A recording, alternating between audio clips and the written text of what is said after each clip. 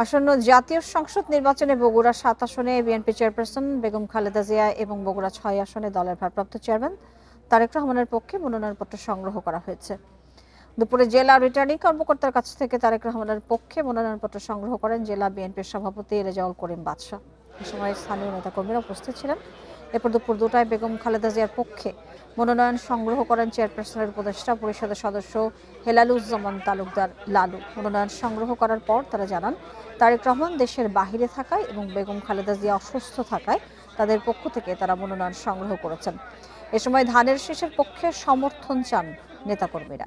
RFL geyser মানে চটজলদি পানি গরম, বিদ্যুৎ বিল 20% কম। আরএফএল গিজার, উষ্ণ পানির পরশ। বগুড়া ৭ গাবতলী এবং শাহজাহানপুর এলাকায় দেশমাতা বেগম খালেদা জিয়া নির্বাচন করবেন, দল থেকে সেটা ঘোষণা দেওয়া হয়েছে। তার মনোনয়নপত্র উত্তোলনের জন্য আমরা এখানে এসেছিলাম।